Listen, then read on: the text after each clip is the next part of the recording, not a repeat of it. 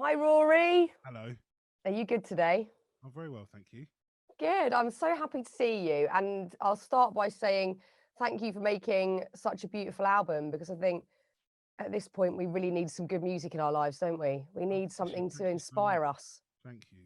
Yeah, I tried to put a lot of hope into this one. You have.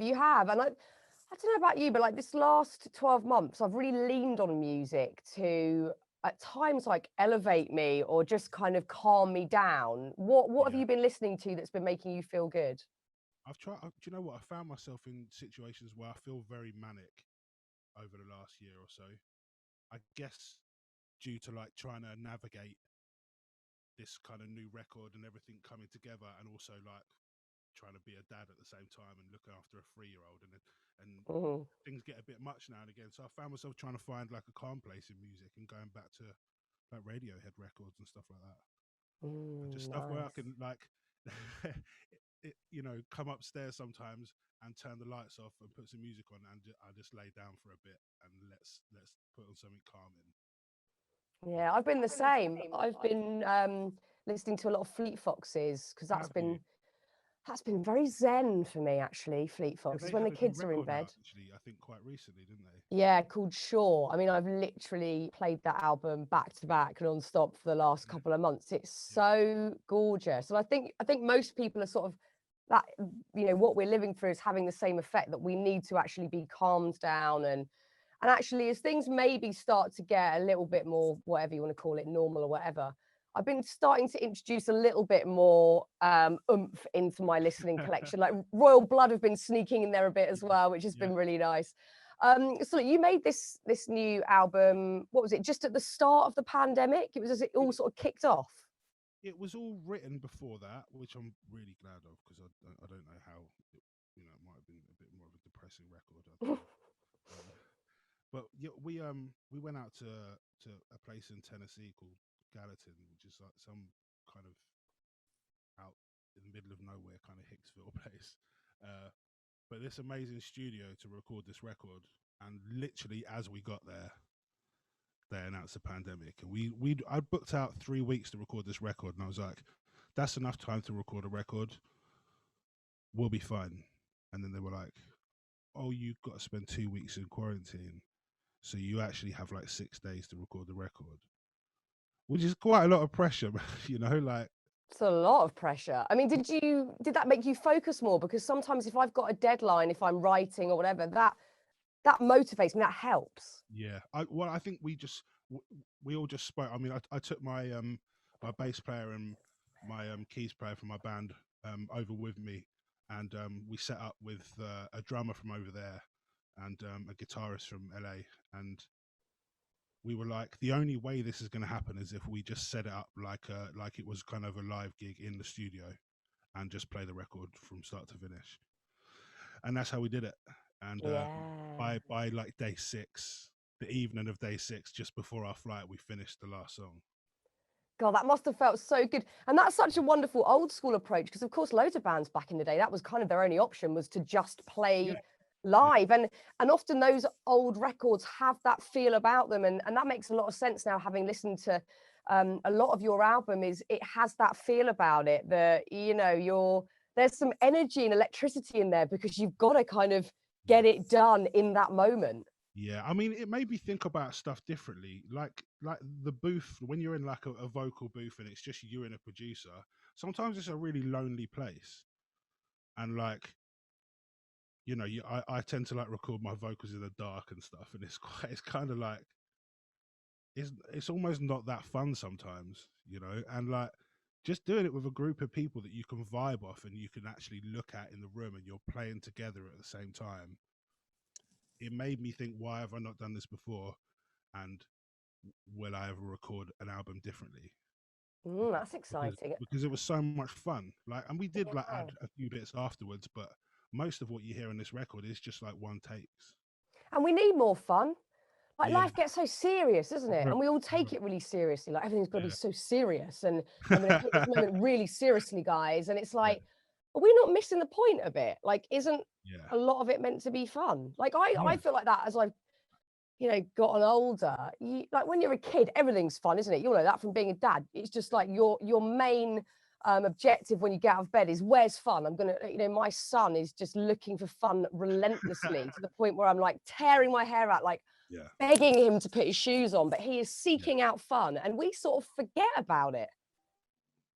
I think that's, you know what, it's one of the things when I first kind of came into the music industry, I imagined what it was going to be like to like go around and play these festivals and meet other bands, and just like I thought, oh, this is going to be so great. I'm going to get to meet all these people, and we're going to have like everyone's going to get drunk afterwards, and it's going to be like it's going to be great. And then the reality is that most people are quite boring, Yeah.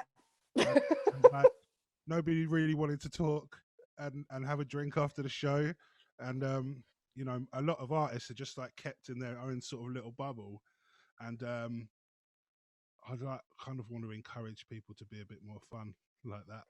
Yeah, and we need to, especially after this last 12 months, all hang out and see each Yeah, other and stop for real. shutting ourselves off and closing ourselves away. And again, maybe that is a more old school approach, much like recording an album live. Back in the day, there's no way people would have shut themselves away in porter cabins or dressing rooms. They would have all been like in the thick of it, having a great time. Or that's what I would imagine it to have been like at Woodstock back in the day or whatever. You need to do that, Rory. That's got to be Yeah. a mission for you.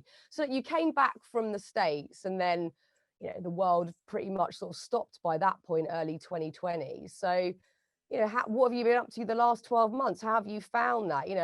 We all know a lot of people in the music industry who have literally been going out of their minds because there's not been that usual constant stimulation. So how have you found that? I there was kind of initial a bit of sadness of like I've got to cancel 30 shows over the summer. No one's going to play live, you know, and that was like a bit depressing at first, but then I realized I pretty much hadn't had a summer off for like 8 years. You know, I've always been on the festival circuit, even from like early days before I was signed and stuff. I was always doing lots and lots of festivals, and it was kind of just like a little silver lining to it all, just to be able to spend a summer with the boy. And he's at the age where he's not quite at school yet. He's still got another, well, he won't be at school for another year now. So he's at that really fun age. I mean, frustrating age, but mostly fun. And Mm. where like we just get to hang out all the time. So yeah, that summer. I know it was, you know, really depressing for a lot of people, and but actually I had like a really good time, so I kind of feel guilty about it. Well, you mustn't, because I think, there. I guess that it has obviously been a really rough time for a lot of people, but I think there are also people like you, and I felt like this at times, like, oh, I shouldn't be enjoying the stillness or the peace, but maybe we can take something from that Yeah, into whatever happens next, because of you've got course. gigs planned, there's stuff happening. We know notoriously that very successful artists like yourself, the schedules are relentless. There is no break. I would watch kind of in awe and shock sometimes when I was at, Radio One, the speed at which artists would be whisked away from doing a really big thing like the Live Lounge to then fly to another country and do a show or come back, and it's absolutely relentless. How are you feeling about stepping back into that territory? Well, I think that was part of the reason why I kind of was like, I'm going to enjoy this time because I know what's coming. Yeah. Um, I also kind of forgot how much work it involves. Like, I'm not someone to like shy away from doing lots of kind of radio stuff and all kinds of different promo and all over the world. But obviously, this time it's all been from here, so it's been a very different experience. And like you said, it can be crazy, that schedule, and being kind of whisked to different countries in Europe and doing things like, I don't know, early radio shows and then late night things and then going to the US and stuff like that. I really enjoy that period of time and the kind of the busyness and the craziness of it. So at first I was like, this is really weird. I'm just getting up in the morning and doing relentless interviews with people over Zoom, and you know, some are good, but then I've, you know, a lot of ones recently are like, Italian ones in kind of very broken English, or Hmm. countries that don't really get humor very well, so they're very like they're very straight, and it's really Silence after a joke is excruciating. yeah, and you're like, Oh. I'm trying to give the best answers I can, but you're not giving me anything to give you, so um and then I've got like Ruben peering through the door like, Daddy, can I have hula hoops? Oh yeah. Oh yeah. Yeah, man, and I find myself just giving him this ginormous amount of snacks just to be quiet for like 25 minutes. Oh, I hear you with that one. I mean, I'm fortunate in the fact that today my kids are at school, but in the car on the Yeah. way in, I said to my 8-year-old, "Oh, I'm interviewing Rag and Bone Man today." He went, "Oh, what? I want to be there. I wanted to say hi to him." And he was so frustrated because, of course, for the first few months of the year, he was there. He could pop in and say hi to whoever I was chatting to, or we would come running in the room whether I liked it or not. And he was particularly gutted about today, but he'll Bless him. have to listen back to it later on. Um, so let's talk about fatherhood, because I know on the record, you've got songs that sort of illustrate that new phase of your life and how you feel about being a dad. How has it changed your perception of life, and I guess also how you work and how you write? It's do you know what, like, it's made me really honest in my songs, and I'm really grateful for that, because my dad was the kind of dad who was like, he was loving but didn't say it, and like, he's actually got a lot better these days. Since I've had Ruben, he's kind of mellowed a lot, and does say I love you, which is a really nice thing to hear. But that made it's kind of made me more. I'm over the top as a dad. Like, I tell my son I love him so much, and especially being away from home at that period of time of writing just made me think about him a lot, and just made me want to write songs about him, and the way I feel as a dad, and the kind of love I feel, and just to be like, I can be honest about my feelings now, and I don't feel kind of scared to do that in songs. Yeah, because I imagine there's that scary element of, you've got the solitude when you're writing and you're privately putting down your thoughts and working them out. But then, of course, there's always going to be a point where you've got to stand on a stage and sing Yeah. them really loudly to people. And that is a whole different experience. So do you think previously you had held back with stuff that you wanted to say? Yeah, because I think that's a good point, because I think I was like quite scared of saying those things on stage, and I don't think, sometimes you don't realize how that's going to make you feel, and then you do it, and it's, nobody wants to see a man crying on stage while he's singing a ballad. I don't, um, and I've kind of been in that situation where I've felt that much emotion Wow. singing a song where I'm like, oh God, stop it, what's wrong with you? And that's kind of a strange thing to feel while you're singing on stage. That's a beautiful thing, though. I think Kinda. it is, because it's also a really helpful thing. Yeah. And, I hate sort of generalizing, but I think we do still need more dialogue around men feeling like it's all right to do that, to have a big cry or to say what you're talking about and what you're thinking. And I think it's a really beautiful thing. It's Yeah. amazing that fatherhood sort of opened you up to that as well. Yeah, I mean, like, no matter how honest I am about my emotions, there is still like that thing in the back of my mind that says, "Oh, don't cry," stuff like that, because it's kind of, it's embedded in us from such a young age, or our generation of it anyway. Because Yeah. part of what I wrote in this album was like the responsibility I felt to like change like that cycle of things, and you know, let my son know it's okay to be emotional as a man, and it's okay to say how you're feeling if you're not feeling good, you know? Yeah. Yeah, it's important. But I guess also, outside of it, sort of gender related issues, it's not particularly comfortable, I guess, standing in front of anyone crying. I've had it in interviews where I felt deeply moved and I thought, is this inappropriate for me to well up right now, or to feel that emotion? How will other people react to it? And it's a strange thing, and it's a sort of vulnerable place to be whenever we're working with emotions and exposing them to other people. And I wonder, when you're doing that, when you're, whether it is the writing process or the sort of end of the cycle when you're stood on stage singing things aloud, does that process help you actually work through stuff in your real life? You know, do you revisit things in your life that you found difficult and found that that songwriting process has healed you or helped you in some way? Yeah, I mean, yeah, a million percent.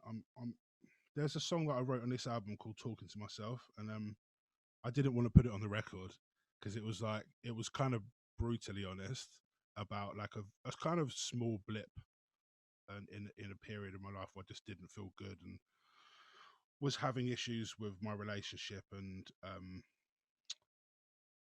it was kind of too honest, and I couldn't listen to it back, and you know it was kind of felt really brutal, and I got convinced by not just someone on my label but my kind of collaborator songwriter, and that I should still leave this song on the album, and I'm kind of really glad I did, because I sort of come to terms with it now, and I listen back to it now, and there's a certain element of it that I go, wow, you're really pathetic.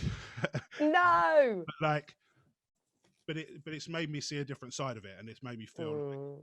better about that situation, and I don't feel that way about it anymore. It's just like a memory. So, you know, It's often when we face those things, isn't it, that it helps it dissipate. And also, I think there's a real power of writing stuff down, you know, whether yeah, it's a song or not, just it's like, you know, a diary entry or just you scribbling some thoughts down on a bit of paper that, you know, you can see it for what it is. It becomes maybe slightly more real, but also less scary at the same time. bro, yeah, Yeah, I've definitely found that with book writing, although there is still that element of, oh my God, now people are going to hear it or read it or whatever. And that adds another dimension of fear, but you know, but it's still good. And also, you know, your song lyrics then resonate so deeply with someone else. Like, as painful as that might be for you to put that out there, knowing that a stranger, someone you know you've never met, might not ever meet, has sat there, listened to that song, gone, oh my God, that is exactly how I was feeling. I mean, that's a real gift. And that's what your music has been doing now for, you know, since you were signed. You had that instant impact with people, that your songs resonated and they were emotive and got people thinking. I mean, do you find it as easy to express yourself outside of song? Because you've naturally got a talent with song, we know that. But how about outside of song? Can you talk to people that easily or express how you're feeling as easily? I don't think so. Right? I mean, yeah, I think most of my friends would say no. I'm not very good at that. That's something I need to work on. Um, I think I'm quite a quiet and reserved and private person when it comes to talking about sort of real stuff. Um, but yeah, that's something that I'm still working on. You know, Well, you I'm can sure quite handily save it up for songs, which is yeah, no bad yeah, thing. yeah, for sure. No bad thing at all. And you know, looking at you know, your career as a whole, you know, in terms of artists today, you kind of got started, you know, on this huge global scale you're on now late. You know, you were 31 when Human came out. Do Yeah, you think that's benefited you in ways because you had this whole other life and life experience beforehand that perhaps gave you, I don't know, sort of stronger foundations or maybe a clarity that some younger artists might not have had the benefit of? I think I was just so irresponsible as like a teenager and probably well into my 20s that I'm very glad that it didn't happen then, because things could have gone very differently, and they probably would have gone very differently. So I am really glad, because you know I was kind of working as a musician from about the age of like 25 onwards, but I didn't really start taking it seriously until a bit later, because I think I was always told, um, you know, when I was younger, that music was a hobby, and it never really came from, whether it was like teachers or, you know, my parents. I was kind of never told that, like, oh, you know, this could be a career. It's not just like, let's go down the pub a jam session, or, you know, let's go to the hip hop open mic or whatever, and that'd be it. Like, you know, it took me a while to realize that I had something that potentially people wanted to listen to, you know, and like stand on stage and sing, and people actually really like it and connect with people. So um yeah, long answer, yeah, I'm really glad I am really glad I was a bit older. So, but like a lot of people who end up in any area of, let's call it the arts, Yeah. you're not necessarily encouraged at school to go for that. I mean, I wanted to be an actress and went slightly off piece, but there was certainly zero encouragement there. It was, come on, that's like a crazy fantasy. Think of not even a backup plan. Think of another plan. So I think you do have to have a certain element of self-belief. Obviously you can't just have self-belief. You've got all the other attributes that you hold, being skilled at something, being determined, disciplined, but you do have to have self-belief in that equation somewhere to even bother trying. So where do you think that came from? I think I saw what impact it had when I sung, and for a while it was I started off with this kind of hip hop crew in Brighton, and we used to do gigs kind of supporting all of the US artists that came over. And most of that time I was rapping. I wasn't really singing for a long time. And then I kind of remember the feeling of when I first started to, I guess, like write like hooks for those guys, and then I would do like the middle section, and the kind of the change in people in the audience from when I would rap to when I would sing was like it was so different. And I remember being I think we were playing it was like a slum village gig, and there was an A&R there from Island Records, and this was it was like 2011 maybe, and that was the first time someone had come up to me and been interested in me from like the industry. And from that moment, I was like, I'm gonna grab this by, grab the bull by both horns and like try and fuck shit up, basically. Have done superbly, may I add. And within that other period of your life, alongside music, you also had another job that you seemed, from what I've read about you, equally as passionate about, working with people with learning difficulties and autism. Was that hard to let go of as the music really took off? Because you seem to really have a natural skill for that as well. I was kind of doing both for quite a long time. I only gave that job up.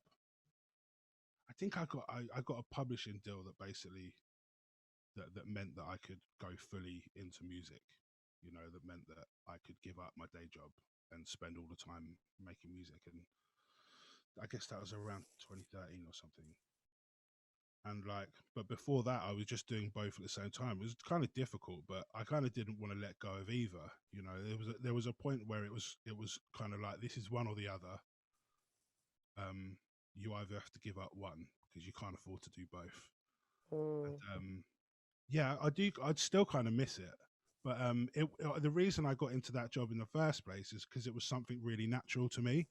And like, I'd grown up with a sister with Down syndrome, and been around a lot of people like that, whether it was when she used to go to like day centers and stuff like that, and I'd go along and be around a lot of people with different types of disabilities, and I think it was one of those jobs where, like, I think if you can do it, then you should, because it's amazing. Do you know what I mean? It will give Yeah. it will give you something more in life to do that job, because it was like, it's fully amazing. It's, if music hadn't have worked out, I think I'd probably be still quite happy.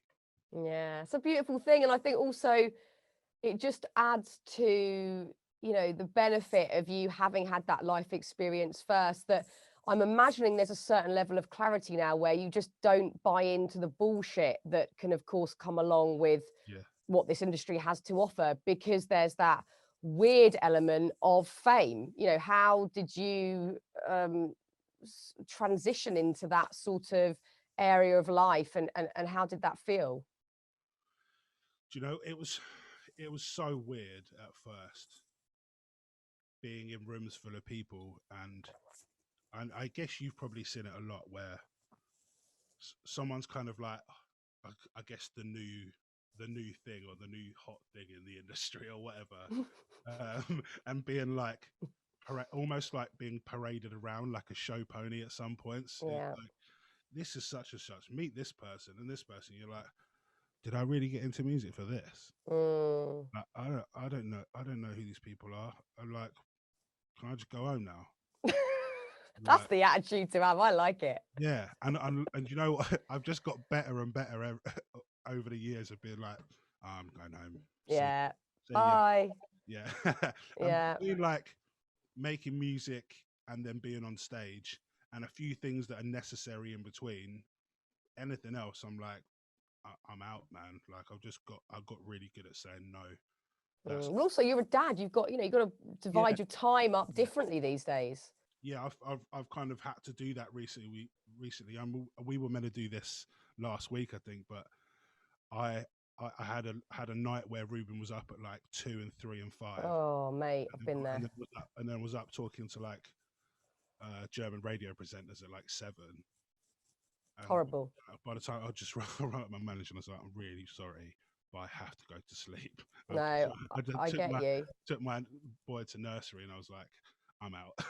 Yeah, no, it's a lot to juggle though. It's and the sleepless night thing, you know, well, I slept in a bunk bed last night. I still managed to sleep, but there's no guarantee. And it's so much to juggle that I think you do get to a point where you think it makes it easier to make decisions because you can go no to this, Yeah, definitely yes to that. And it just helps you see really straight, you know, what you want to do and what you can just let go. And that's a really handy thing.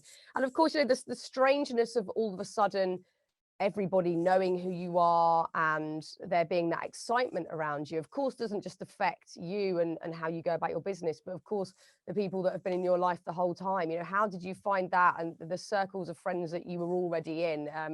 Did that change anything?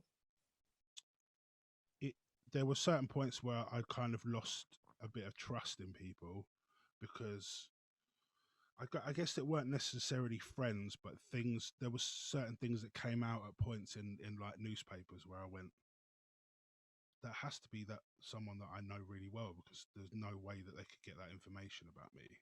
It doesn't make Yeah. sense. And so whether that did or it didn't happen, I it made me paranoid about stuff. So I've always had quite a small group of friends, and where I live, like I moved back from London. I live back in Sussex now, pretty much where I grew up. So all of my friends now are friends that I went to school with, and like that makes it easier that I live in a place where I can just sort of hide away quite a lot. I mean, my house is pretty much in the middle of the woods, and Heaven. and you know I did that for a reason. It's because I Mm. like to be private. I like want to protect Ruben's innocence for as long as possible. Um, he gets weirded out when people come up to me in the street or ask for pictures. He finds it really strange. Not Do surprised. your kids find it strange when people recognize you? Yeah, I think, you know, now my son's 8, he's sort of a little bit more used to it. But much like you, I live in an area where I keep myself to myself. I know most of my neighbours pretty well. So no one really cares, to be honest. It's only if I ever go to, you know, like if you went to a theme park or somewhere a bit out of my comfort zone, then I start to feel a little bit paranoid. But So if anything, they just think it's hilarious. And my stepkids who are older just find it obviously completely mortifying and mostly embarrassing. So I've learned to take the knocks there. It's instantly humbling, isn't it, being a parent? I mean, yeah. it's an instant grounder. I mean, again, how have you found that? Because I'm sure there have been moments where you've had a harsh transition from being on stage, thousands of people screaming your name, you know, singing your lyrics back, and then all of a sudden, you know, your kid wants hula hoops. How do you find that coming off stage moment, and then you're back into reality? I really enjoy it. Mm. I like how leveling kids are sometimes. Hmm. They're totally disarming Oh yeah. because I really struggle with the. I remember when I first started touring loads and I came back and my missus used to say that I was like a ghost in the house because I just sort of wander around not knowing what to do Mm. because you spend 4 months away when it's like sound checks at 4, uh dinner's at this time, such and such, and your days are mapped out for you, and then you know all you have to worry about is getting off stage and going to bed on the tour bus, and then you're suddenly at home and you have to do stuff that's normal, but I'm like, I feel like a really useless man. and and like I definitely was. So I do really like coming home now and being and you know, I get this thing where I come off stage and I feel quite tense for quite a long time, and then to be able to just come home and be disarmed by my child like that is fine with me. Perfect. And have you worked out what helps you make that transition? Like if you have that, is that tension because you've just had a huge adrenaline rush? You know, how do you start to kind of get yourself back in your body and feel okay? I think I think it's because I'm not like a nervous person, but the five or 10 minutes before I go on stage is the most anxious I ever feel, because I'm like, God, I can't imagine, yeah. I just want it to happen now. I don't want to have to wait. And then when I get off, I'm like, I want to go back on. I'm not finished. Can we do that again, please? Isn't it mad how we torture ourselves a bit before? Like, I just want it to go okay. I just want to start now. I just want it to be over so I can feel relief. And then when you've done it, you're like, oh man, I really want to Yeah, just keep doing that. I know. I found that recently, because we've done a lot of stuff where it's just like, we haven't played for ages, and we'll go on like, I don't know, Ant and Deck and do one song, or been on Jonathan Ross and done like one song, and that it's really weird because I'm like, do you mind if we just play a set? Because Yeah, you just got so, started. it feels so strange to just go and play one song. Yeah, I can imagine that is quite jarring. But again, you know, luckily you've got Ruben to bring you back down to earth immediately, so you're back in house mode. I mean, I think I probably told this story at some point before. I don't know if on a podcast, but I had a wonderful moment of this where I was interviewing Coldplay for this documentary, and it was a beautiful experience. I was in their studio wandering around, and they're sort of showing me how they started off like the bare bones of some of their songs, and I was just, you know, flying high. And it was a short journey home, but the whole way home I was just sort of like this on cloud nine. This is some years ago now, and within, it was possibly under 3 minutes of being home, my son, who was a tiny boy at the time, just curled out a massive crap on the floor, and I was like, there we are, It's I'm back to it. But by perfect. Coldplay, this is the reality. Yeah, amazing. Grounding, I like it. It's really important. Now, look, we have certain things in common. Again, you know, some of these things might be stuff that I've read and they might not be true, and you can correct Yeah, me if I'm wrong. But one of them is that we don't sleep particularly well. Is that still right. true today? I mean, yeah, it's. I think I've always had issues with sleep. I don't know. I guess it's just me as a person, and I don't. I've found ways. It used to be weed, but now I can't smoke weed anymore. It got worse, and then Right. you know, I don't know about you, but I've gone through periods of time where I need to take sleeping tablets, but then that didn't work for me either. Um, so now I just sort of have to wear myself out a bit. Is it because your brain won't switch off and you're just thinking Yeah, of loads of stuff? yeah, Yeah. and you know what? There's for the whole period of time that I wasn't really making music and I had the time off, I slept perfectly. Really? Yeah, it's only when I'm working and there's things going on that I can't stop thinking. Yeah, I think I'm sort of the same. I probably have slept better over the last 12 months, although I've been very, very fortunate. I've been able to keep working throughout. At least I haven't had that constant moving about that sometimes I think just hypes you up even more. Again, have you found anything sort of cognitively that helps? Like I will sometimes, when I'm lying in bed, redecorate certain rooms in my head to like just try and switch me off. Like, you know, silly little. My cousin told me Yeah, to do that actually, and yeah. it really helps. Or sometimes I just run through a list of, um, you know, just things that I'm really grateful for before I go to bed, and then usually I'll fall asleep during that at some point. But do you have any sort of tools that you use in that way? Well, at one point, I was my son used to have this little. I'm sure you know what it is. It's like a little light thing, but it also has like white noise. Oh yeah, well we play one every night in my son's room. Yeah, And that used to work for me really well. yeah. And if I leave my door open, I can still sometimes hear Rubens, and then that kind of helps me get off. I don't It's know. good. It's Right. really, I think it just sort of stops that inner chatter slightly, doesn't it? It must do. It Yeah. definitely works for my son because Yeah. he wasn't sleeping great last year, and we put one of those in his room, and it's definitely doing something. There's like Um, at the moment, I feel like there's so much information. You know, I guess you know, there's people at my record label send me things all the time, and it's like and it kind of adds to my anxiety about stuff. And Yeah. it's sometimes stuff that I don't even need to know. Mm. It'll be like, oh, so it's at number such and such in this country. If it gets to this many, then it breaks this record or such and such. And I'm like, Ah, and I've had to say, like, I don't want to know any of this stuff. Can you stop telling me? yeah. Ignorance is bliss a lot of the time. It's like you can just say it's doing all right. Yeah, it's doing That'll be great. enough. Keep on going. Keep on That, cracking. It's that'll great. be enough, because then I don't know why I even care about these numbers. I don't like, but they're in my brain at 10:30 at night when I've got to be up at 5. Oh, it's the absolute pits. It's so Yeah. awful. One of my mates, who also is a fellow, not such a brilliant sleeper, she thinks of Queen Elizabeth II now, and she goes back in the monarchy as far as she can until she'll fall asleep at like King Henry VIII or something. Oh But wow. she's learned them, and she just keeps going back. I think it's thinking of something that's quite sort of mundane and detached from your own life.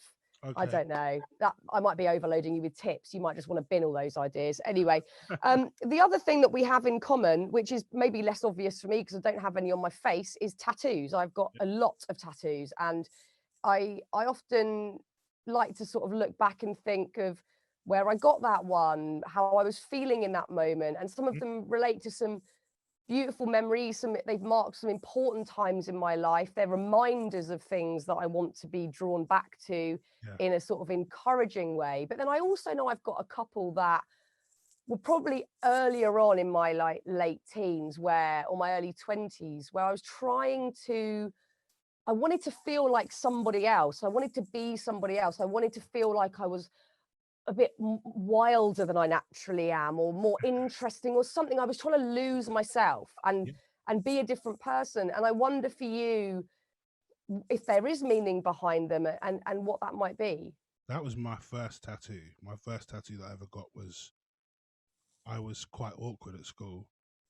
And I remember just getting to the point where I'd kind of made like a proper friendship group when I was maybe like 14 or 15, and I'd moved schools, and then I moved back to the school where I knew loads of people at, and I had like a proper group of friends, and then they were kind of a cooler group of friends as well, so I felt less awkward. And it's about the time you start liking girls and, you know, wanting to be kind of recognized by girls. And that was my motivation to get my first tattoo, was maybe girls will think I'm a bit cooler if I get a tattoo. And I went and got one when I was 16. I was still at school. Yes. What was your first one? It was an Indian on my arm that it looks like Gene Simmons from Kiss. Amazing. Even better. It's or kind of like a cross between that and Brandon Lee from The Crow. Oh, even better. It's a terrible tattoo. It was like £20, and from a place where they didn't check your age, you know. Yeah, come on in, mate. Let's go for it. Let's draw Exactly. Gene Simmons on and get on with it. But I And don't regret it, because I no, look at no, it now and it makes me laugh. I have the same. You know, some of mine are utterly horrific. But I look back and you do either smile or laugh, Yeah, or there's just that poignancy of there being a story, or geographically where you were in the world, or how you were sort of mentally moving through stuff. It is a nice marker. I sometimes wonder now, because I probably haven't had one. I think my last one I got on my 37th birthday or something. I'm going to be 40 this year, and I'm wondering, have I stopped getting them? Is there a point where you go, I'm done now? I don't know. I haven't had one for a while, but I'm always thinking about it Yeah. still. And No, what's the motivation with them now? Is it just because I sometimes wonder what mine is? I think it is still that, I've always been someone that needs to sort of mark moments, have that ceremony around moments, whether I'm writing about them or I'm sort of cementing them into my life. What is your own motivation now? I think, well, of recent, I started to kind of reminisce about stuff I liked when I was a kid. So I've got like cartoon characters, and I really like cartoon characters. My friend Tom, who has a tattoo shop in Brighton, which is only like 15 minutes away from here.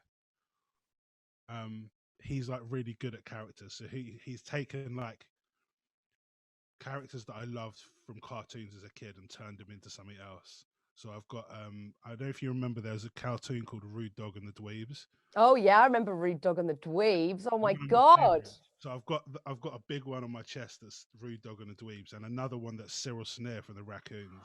I loved the Raccoons. The Raccoons was the greatest cartoon because it signified the start of the best Saturday ever, where you got to watch TV from 8 till Yeah, 12 because Live and yeah, Kicking was on. And like back in the 90s, our parents didn't come in and go, "Can you stop watching TV now?" We just watched the whole thing. yeah.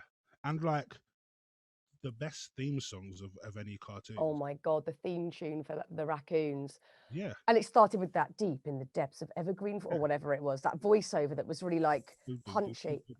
Oh my God, it was so good. Maybe I have to get Cyril Snare or one of the Raccoons for my next tattoo. Maybe that's the thing. So I do have like a plan to get a couple more. He was going to do Biker Mice from Mars for me, Oh, nice.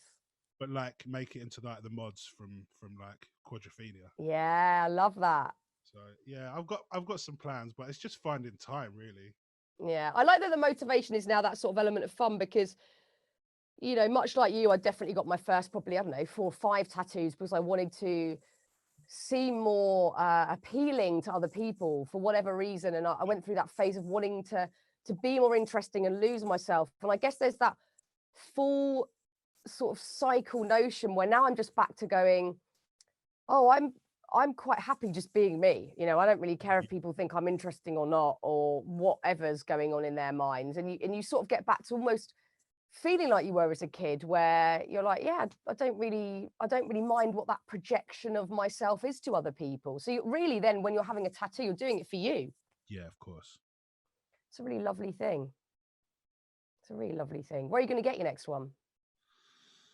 I've got a plan for one, or like a huge one on my back, but I'm kind of scared because I've never had like a massive one on my back before. So I don't know about getting a tattoo and then having like gigs to do and stuff. What, because of the pain element?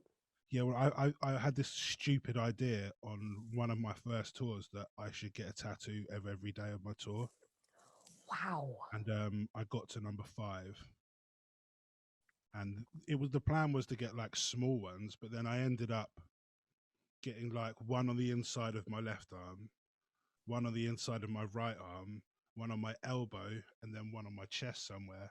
And I was like playing at Edinburgh at the O2, like almost doing like the stance of like a mummy because I felt like I couldn't move my arms properly.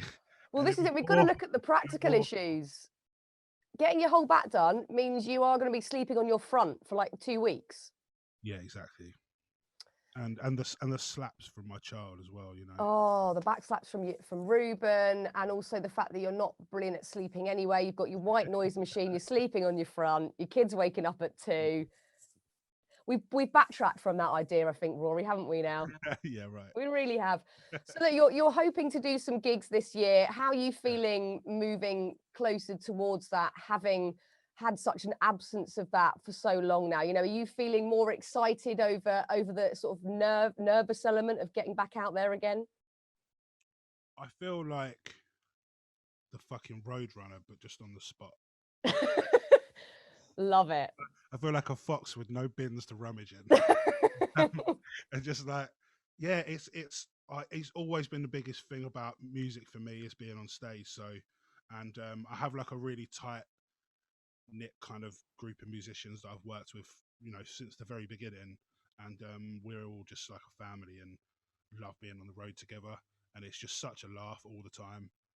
And yeah, I really can't wait. We've got like 3 shows next month. Amazing. And like 3 nights, like 100 people at Jazz Cafe in Camden. Oh, beautiful. So yeah, it's gonna It's a be. lovely venue as I well. think we're gonna record them as well and try and put out a live album at some point. It'd be pretty. Oh, how gorgeous. Well, I'm so chuffed that you're able to get back out there and do it and play songs off your new album and have people singing back to you is going to be a beautiful thing. So good luck with all of that. And thank you so much for talking to me today. I've so enjoyed it, Thank you. and hopefully I'll get to see you in the flesh soon. Yeah. Thanks, Rory. Have a good day. Thank you so much.